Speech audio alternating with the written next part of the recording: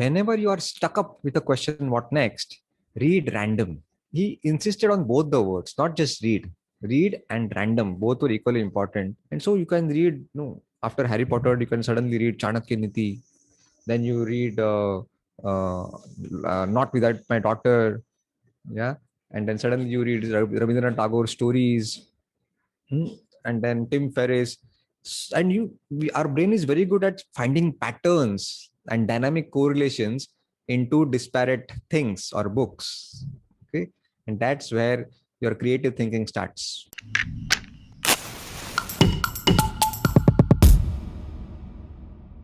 This week, we are joined by Mr. Amrut Deshmukh. He is a chartered accountant by profession and the author of 7 Habits of Highly Effective Readers.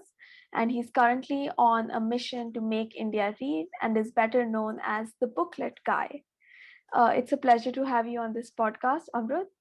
We started this podcast with the intention to spread awareness around education and the problems faced by its various stakeholders, such as students, parents, and teachers, and eventually to go on to create a learning resource for said stakeholders. And without further ado, let's just get straight into the question. Starting with your story. How did you get into reading? What motivated you to become the booklet guy? And what motivates you to just keep going on? I was never an avid reader since childhood. I used to hate books. I was such a naive reader that I think until 8th grade, I firmly believed that Anonymous is a name of a famous poet. You can understand how naive I was. I think all thanks to my elder brother. He actually forced me the habit of reading. Uh, he used to play a trick on my birthdays. Whenever my birthday approached in the first week of July, he used to start dialing all my friends and their parents, and he used to warn them that no toys as birthday gifts should be allowed on Amrut's birthday. And if at all you want to gift anything, you can get books, all kinds of books. So in short, yeah, I never enjoyed my birthdays. So surrounded with books, no toys to play, I got introduced to Harry Potter, Tenali Raman, Chacha Chaudhary, Alice in Wonderland, Snow White, Malgudi Days, Vikram Betal, Akbar Birbal, stories of Rabindranath Tagore. I can keep going on with these. And they literally stimulated my imagination and connected with my inner emotions. But I think that was not the turning point. The main turning point happened after my 10th exams in the summer vacations when I was just hanging out, playing. My elder brother again came to me and said that, Amrut, now you're growing up. So you should start reading non-fiction. I said, what's non-fiction? As an innocent child, I thought books means only stories and fantasy. And he said, no, no, no. There are thousands and lakhs of books out there which may not necessarily have stories in them, but you get to learn a lot from these books. And I asked, so what was I doing for last 10 years in school? I was learning, right? And he said, no, these things are not taught in schools and colleges. I said, what? Why? And he had no answer. After all, he was a pseudo parent kind of. Uh, and he gifted me my first non-fiction book, Rich Dad, Poor Dad by Robert Kiyosaki. I'm sure you have heard about it. And after reading that book, I went mad on my parents, my teachers. That 10 years of education, nobody even uttered the words like financial literacy, financial freedom, what is passive income, what is active income. And then suddenly you say that start earning money and get rich. This is, I mean, this is so injustice. Yeah.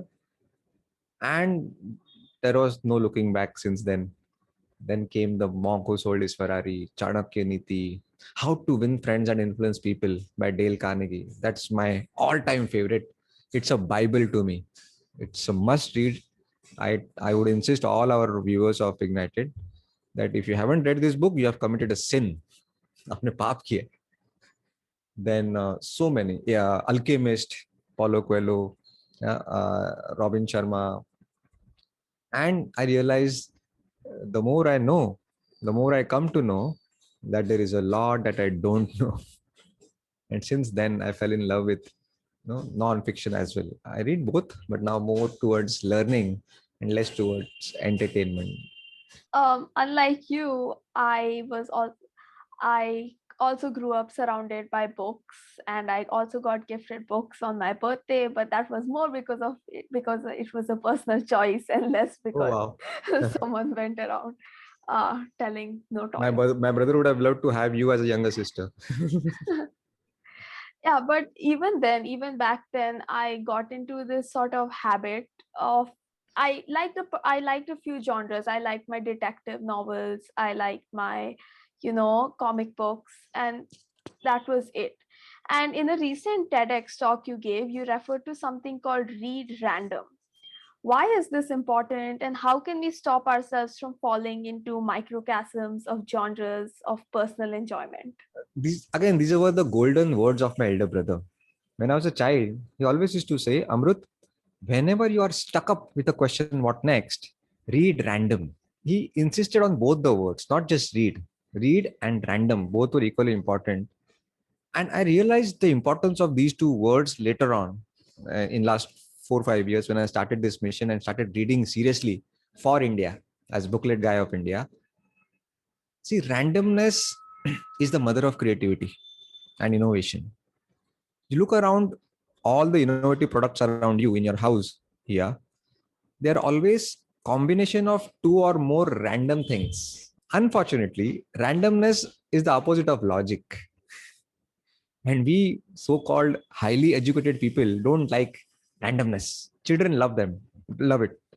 But we always find some logic. If there is no logic, we think it is stupidity because it is a personal attack on our intelligence. We like to be looked as intelligent and smart, not to be looked like a fool by others.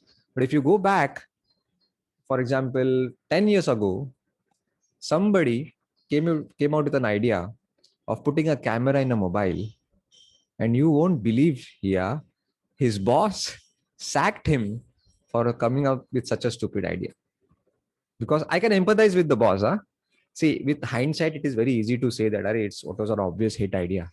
Everybody takes selfies more than calling today. But looking forward, I can empathize with the boss. He must have thought, come on, yaar, camera and mobile, nothing to do with each other. There are dedicated devices, cameras. Why will people click pictures from the mobile? It's primarily for calling and SMS.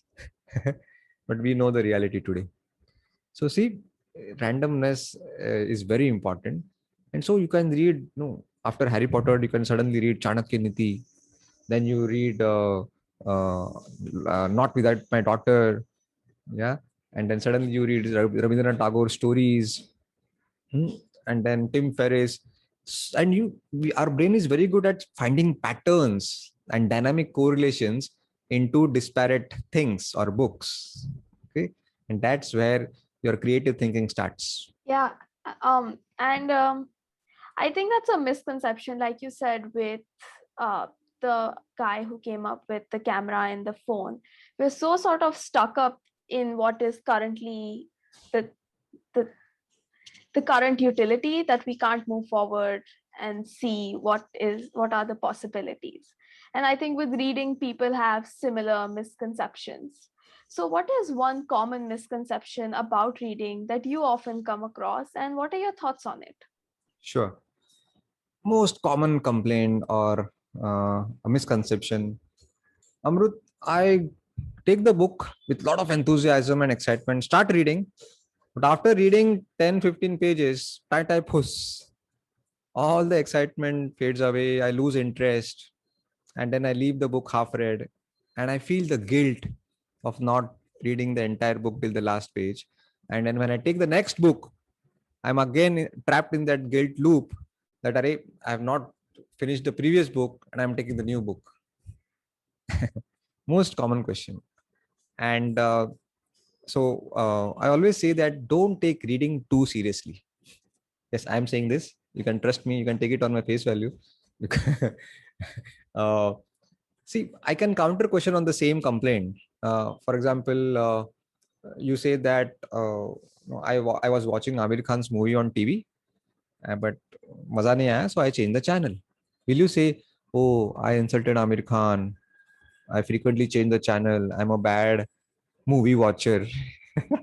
Absolutely See, that not. makes you smile. Yeah. Why such approach? Because we transfer the onus to the artists and the directors and the actors to keep us entertained. And if we don't get entertained, we conclude that they failed to entertain us. We don't take the blame. But when it comes to books, suddenly the approach changes. Something's wrong with me. No, मेरे दोस्त को तो अच्छा लगा book, तो मुझे क्यों नहीं अच्छा लग रहा है, etc. etc. But when in case of movies, it's okay. He recommended the movie to me, but मुझे नहीं मजा आया. That doesn't mean that he is better than me, right? So there is nothing called good reader and bad reader. There is only reader and non-reader. That's all. I can give a corroborative analogy to convince that how and why we take reading too seriously. Imagine that you're in a seminar, a physical seminar. I know it is very difficult to imagine physical stuff nowadays. And you are part of the audience, and the speaker comes on the stage, takes charge of the podium, and starts delivering his speech. But he lacks the charisma. His body language is so boring, wandering off the topic, lacking the expert domain knowledge. Huh? What will you say as part of the audience? अरे यार किसको लेके आए तुम लोग? And either you will take out your favorite instrument from your pocket and your fingers will start dancing on the screen, or Mumbai में हम लोग बोलते हैं पतली गली से निकल जाना. You will escape from the seminar. Now, if the same speaker writes a book and somehow it lands in your hands, you have to read word to word, cover to cover. I hope you got my message. Yeah. Same person, same message, perhaps the same message, what he must be speaking in the seminar, he's going to write it in his book, at least not the opposite stuff. Same person, same message, and our approach towards the message changes when the medium changes. How silly is this? How come medium becomes more important than the substance? अगर भाषण अच्छा नहीं लगा तो क्या जबरदस्ती ताली बजाओगे क्या? Okay. So the whole intention is not to insult the authors, but to remove the guilt from your heads that there is nothing called good reader and bad reader. Yeah, I think books have a sense of intellectual superiority, that you read more books, you're inherently smarter, regardless of how good or bad the book is. And I think a lot of it comes from our education system, where we were like, bookish kids were smarter than the kids who didn't go through like their entire textbook in one sitting or whatever. Geeks, they're called as geeks. Geeks and nerds. So is there something you've learned from your startup journey, or even from all the books that you've read, that you wish you were taught in school? And how can schools teach that particular skill/attitude? One big lesson that I have learned is that doing is learning. Learning and then doing are not two different phases. They're together. It's interconnected. Unfortunately, the whole education system says sit within the four walls of classroom, learn for 10 years and then apply. That's the problem. Doing and learning is one and the same thing. Does it happen? A girl wants to learn piano and she says, I'm learning piano, then I'll play piano. It doesn't happen so, right? Both happen at the same time. And so when I say doing is learning, it is impossible to learn without mistakes. Impossible. Yeah. And the first thing that happens when an infant tries to stand up and walk, what is the obvious reaction of the parents? They start clapping. Arey, wow, wow, wow, wow. Come. Arey, gir gaya. It's okay. Get up. I'm sitting here. Come to me. I mean, don't you look at it as a mistake? Forget about failure. It's an achievement. But so this is a big message. Have you ever come across a child who has learned to walk without falling? Did you? No. Did I? Did your neighbors? So. Impossible. It is impossible to walk without falling for a child. But the problem comes when the child starts growing up. Now he's in 5th grade, 6th grade. Suddenly parents का vocabulary change हो जाता है. अरे 2 times 2 4 होता है, समझ में नहीं आता है. 5 क्यों लिखा है? हाँ, लंदन का L कैपिटल होना चाहिए. सिखाया नहीं स्कूल में तुमको? अक्ल नहीं है, भूसा भरा है. And what happens is now the child starts thinking that making mistake is something dangerous. It should be avoided. यहाँ पे सब खत्म हो जाता है. And then when he develops this mindset that mistakes are dangerous, he stops taking risks, stops exploring things, stops asking questions because they are tagged as stupid questions. And curiosity dies as we grow into adulthood. That's why we see such a big difference between an adult's behavior and a child's behavior. It's become more scared. Yeah. In everything. At Booklet House, we celebrate mistakes. If I refuse to learn from my previous mistake, that's a failure to me. Okay, we enjoy committing new mistakes. Because through mistakes, I call it as productive failure. And I just want to come back to your own, speciality or your own niche in the industry, which is reading. How do you think schools are approaching reading wrong? Because I have so many friends. I was fortunate enough to grow up in a house where my mother loved to read, and that's where I inherited my love for reading. But I have so many peers and classmates who just never read for pleasure or never read beyond school. Why do you think that's the case? Yeah, that's because of the reward punishment system. When the mother says to her child that if you do the homework, then I will allow you to watch cartoon. In this sentence itself, she is invariably teaching her child that studying or reading is boring and watching TV is exciting. You don't need an external reward if you make him believe that no, reading is also fun. It is an reward in itself. You don't need any external motivation for that. Because by saying that sentence, you are motivating him to read, but not to motivate to read, to win the external reward to watch the TV. तो फिर इसके लिए उसका बस एक tick mark है, वो पढ़ना है. It's a chore for him, right? And so, and also because of the reward punishment systems in the education system, non-academic reading has gone completely out of picture. Modern schools are bringing it into their syllabus, and there's a difference between studying and learning. When it comes to non-academic books which I named a few minutes ago, you don't have to gain mastery on Monk Who Sold His Ferrari. You just have to learn 2-3 big ideas from these great authors who have spent decades of their life in one small department of life. Like procrastination. Procrastination ऐसे topic पे पूरा book लिखा हुआ है. Time management, leadership, relationships. And so we have to be jack of all and not master of one. We just have to expose to as many books as we can and get the big picture and skip the detail, because you're never going to be tested on the information that you are gaining. That's the difference between learning and studying. That's true.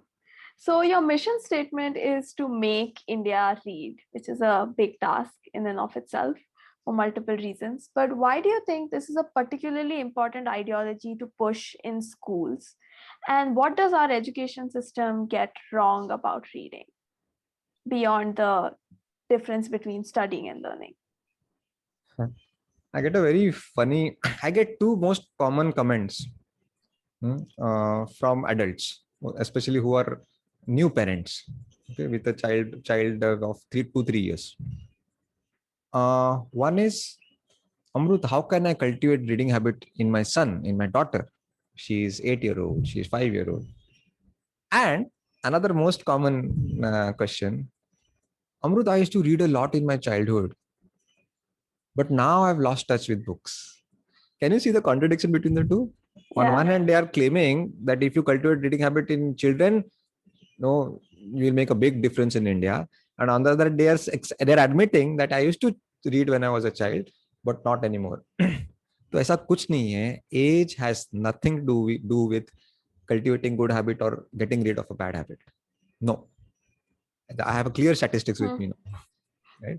So I'm not insisting on any age group, because these kids, if you and I are technology migrants, these 10-year 14-year-old kids are technology native. They're born with a gadget, if not literally from the mother's womb. So it's too late to insist on book in hand style of reading. Not anymore. We have Yeah. to expand the gamut of reading, and reading on PDF, Kindle, podcast. Now we are discussing. Don't you think you are reading my book, a part of my book? Yeah. Is it not? मैं ये सब जो बोल रहा हूँ ये सब लिखा है मैंने मेरे book, right? So watching Steve Jobs interview on YouTube is as good as reading part of his biography. Listening to my audio summaries on Booklet app is as good as reading now. So let's expand the definition of reading. Yeah, people learn in different ways, and like the idea of intellectual superiority comes in again. That why is just physical reading considered so much better than other forms of learning? So now I'm just going to come to a question that we ask all of our guests. This is an education podcast, and since you shared that in 10th grade you read Rich Dad Poor Dad and how that changed your outlook on what you've been learning till now. So, what is a flaw in the way a society thinks about education, and how can we fix it? For example, when my teacher was teaching trigonometry, sine, cos, theta, and I used to fall asleep in that particular period. We used to call it period in schools, and then we call it lectures in colleges. Had she taken me to the nearby flyover bridge, which was under construction then, and told me that, Amrut, the principles of sine, cos, theta are used here. If you don't use them properly, this bridge will collapse. I would have loved to learn trigonometry more. Yeah, this is what we want. Nothing is theoretical. E is equal to mc square is used in our GPS maps. Yeah. Nothing is theoretical. People say, nah, this is bookish knowledge. No. If Hia decides to write a book today, are you not going to write your own experiences, practical experiences, and your past stories? How can it be theoretical? Right? So everything is practical, and it is being applied somewhere in some part of the world. Okay, I'm not using sine cos theta in booklet today. Agreed. But it is being used somewhere else. So let's try to to come out of the classrooms and expose children to the real world. And that's how they will learn, by doing things, not by listening and reading. Yeah. I think that I expect this major change in our system. And it's coming. It's slow, but it's coming. Yeah. Slowly. Because as students also, even with the whole online setup, the teachers are also trying to be more innovative. The students are demanding change. So it's a good to see progress in that direction. And yeah, so that's all the questions I had for you. If you have any closing thoughts, anything you'd like to talk about. See, we are brought up in a culture where we are indirectly taught since childhood that take good education, get married, take a good job, save a little money, pay the bills, and die. Raise pretty children and die. Right? This is a very narrow and myopic way of looking at life. This is disgrace to humanity. It's fall of human intellect. Life is much, much larger than it. I mean, you can also make a dent in the universe. You poke it and something pops out from the other side. You think the Steve Jobs, Bill Gates, Mark Zuckerberg, these guys are no smarter than you and me. We think they were born talented, IQ. No. But they were bolder than you and me. They know how to take risks. Yeah. And you are never 100% prepared to take a risk. That someday syndrome, I call it as the someday disease, will never come. Okay. So let's take risk, and education. Let's not use education to ruin and compel us to play safe. Okay. Yeah. My CA degree never went waste. In fact, I used my CA degree as a springboard or a safety net to take risks and do something which nobody tried. Because I know if at all I fail, I can fall back and take a job in Mumbai, for a chartered accountant, Mm. 1 lakh rupee a month is a child's play, right? Yeah, We have to use education this way. yeah, very true. And yeah, it was a lovely, lovely conversation. We were so glad to have you on the show. Awesome. Yeah, Thank you thank so you so much. much.